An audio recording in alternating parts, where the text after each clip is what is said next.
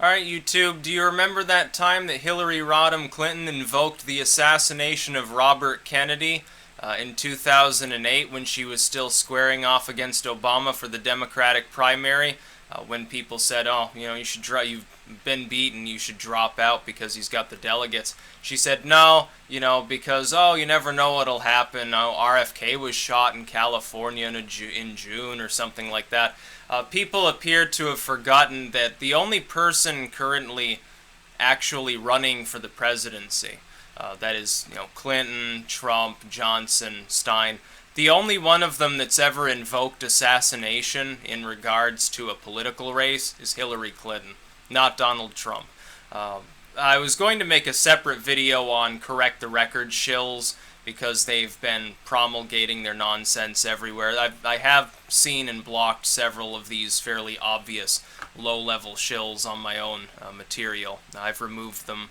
It's fairly easy to tell because I'll tell you a secret that some people, if they've dug deep enough, obviously they would know. It's not exactly hidden knowledge.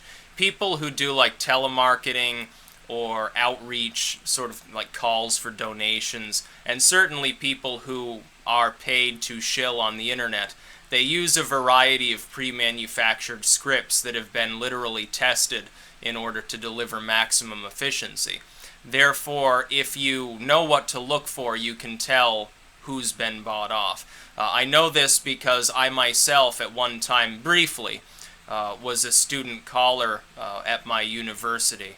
I ended up quitting. I couldn't deal with it. I'm just a shitty job. It's literally telemarketing to alumni.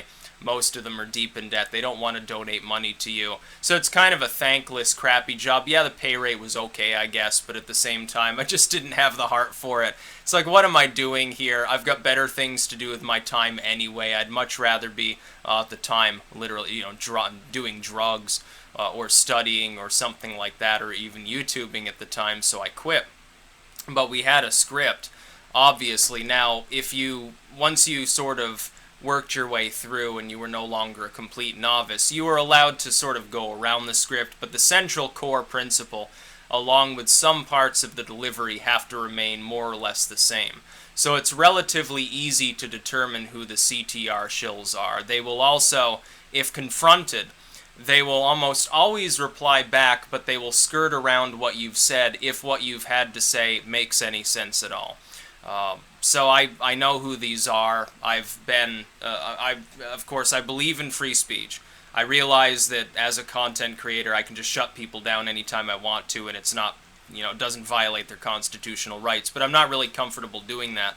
But when it becomes systemic, when there's obviously a group that is attempting to exert a propagandistic influence over my viewership, I'm going to take steps against that. It was the same, by the way, some time ago when I had a bunch of fucking communists on the channel and they were just ranting and they wouldn't engage people in a proper debate. They would just sort of wing the issue and they would deflect and they would, it was just a shit show basically. It was a freak show really. So I ended up banning some of them. Bobby Jones, of course, I'll give you another secret. Bobby Jones I don't think is actually a communist. No, Bobby Jones is Spud Croyley, a well-known troll who I've worked with before. So there's a reason why Bobby Jones is allowed to harass people on the channel, whereas an actual communist, someone I had reason to believe was actually one of those dirty reds, probably wouldn't get the chance to do so. Unless if it's a logical debate, okay, that's fine. If they're just sort of shitposting, eventually I'm going to run out of tolerance for that. But Hillary Clinton did invoke, and you can look in the description, video link right there, to Olbermann's reaction, actually. If he was incensed, Olbermann is far left. He's like, oh, what's this fucking woman doing, basically? She invokes the assassination of RFK in order to justify remaining in the race against Obama, sort of making, I guess, a connection between, oh, here's this youthful, rather inexperienced sort of figure, oh, maybe someone will blow his brains out and then I'll be the nominee. And at the time, a few people pointed out that what she had said was fucking weird, and that it didn't sound quite right, and that she should probably take it back or apologize or shut the fuck up. And then, of course, Obama was nominated, and thankfully, Hillary didn't end up becoming the nominee in 2008. Because she would have won. Anyone would have won against McCain. He was ineffective, and we were just coming off of the low years of W. Any Democrat would have won at that point. We could have had a President Biden. We could have had a President Dick Gephardt or something like that, or John Edwards.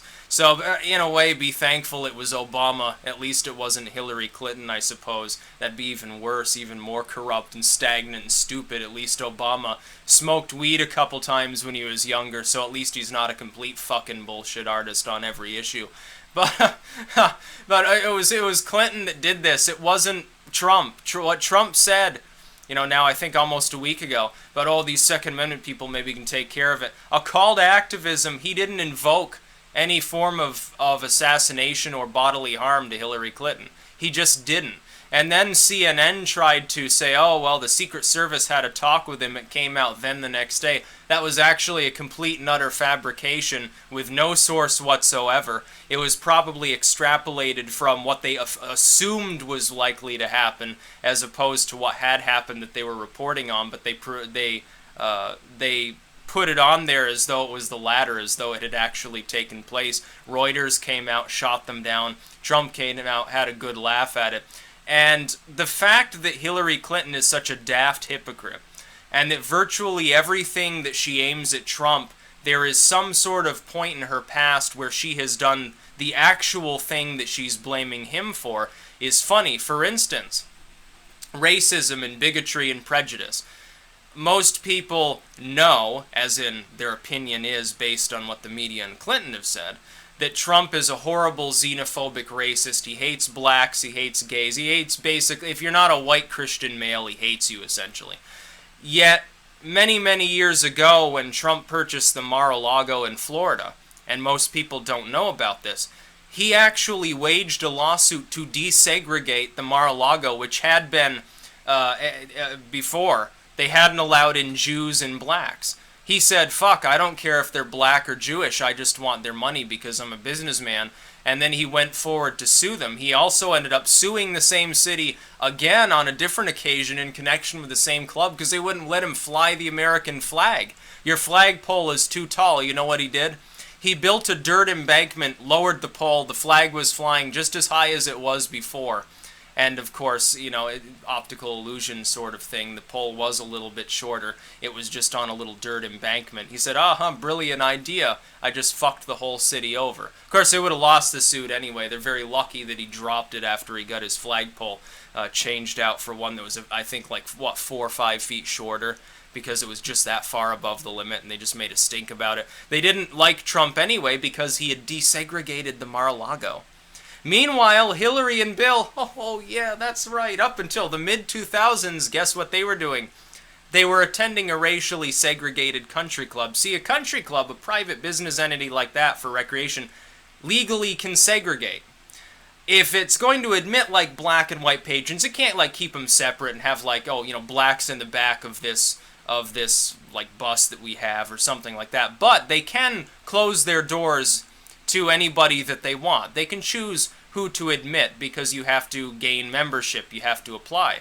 So what do? They just say, oh, well, no black, they don't actually have a sign saying blacks don't sign up here. What they do is they simply turn down the membership application of anybody who's black who tries to get in. And because of the legalese behind how they do their business, it's perfectly legal for them to do that. It's a legalized form of segregation. Now, I personally, I think that they should have the right to do that. I know it's wrong ethically. I know most people don't like the fact that it's, happening.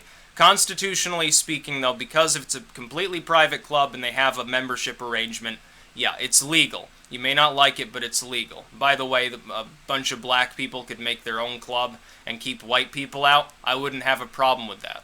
If you're white, why would you want to go there? Why would a black person want to go to a club with some fucking colonel-looking neo-segregationist who's running it? But Trump didn't give a fuck. Trump didn't care what color their skin was because he was looking for their money for membership applications and stuff. He was the one desegregating his business back when this was a touchier subject. Back in the 90s when I was a kid. This was still a touchy subject in some of these southern places. Very, very touchy. Not so much now, necessarily. You get in, like, South Carolina, maybe. In Florida now, nobody really gives a fuck for the most part, let's face it. They're really more concerned about taxation or illegal immigration or something like that. But back then, it was kind of at the forefront that there was still this general trend. You've got to realize segregation was several decades closer to recent memory back then.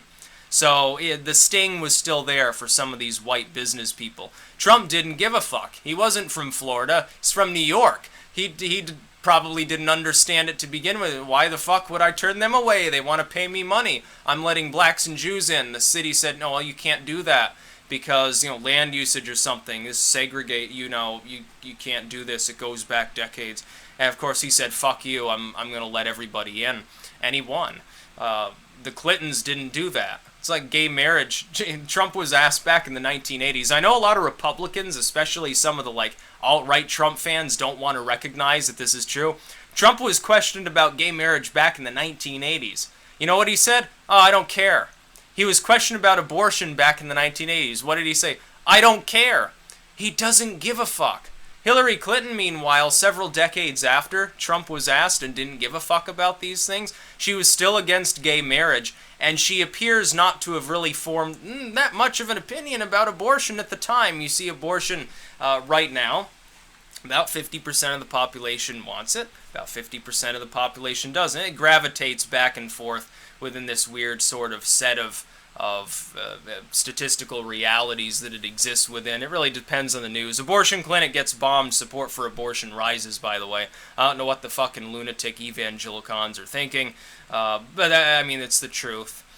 But Trump is not the one talking about assassinating people. It was Hillary who did that fairly recently in 2008. It wasn't Trump that ever attended a racially segregated country club. In fact, he was a desegregator when it was not fashionable to do so in the location where he had the Mar-a-Lago, and still does. The Mar-a-Lago today without Trump probably still would not admit black and Jewish individuals, by the way. It would still be very much legal. So I'm not sure. Ted Cruz was ironically closer to the truth of Trump than Hillary is now. Hillary's casting him as a horrible, bigoted, violent, a xenophobe who wants to bomb the world. Ted Cruz classed him as a New York sort of centrist. Oh, he's not conservative enough. Technically, he's right. If your definition of conservative is not the real definition. If your definition of conservative is we really need to streamline the tax code, government needs to shrink, and it doesn't really need to involve itself in the moral policing, like an actual conservative, like an early wave, like a paleocon, then Trump's a conservative, born and true, and Ted Cruz is just a fucking moralist neocon. But according to the neocon definition, yeah, Trump is left-leaning by that definition, other than on guns. On gay marriage, he doesn't care. And I'm going to say this, he doesn't care about abortion. He will do absolutely nothing against it.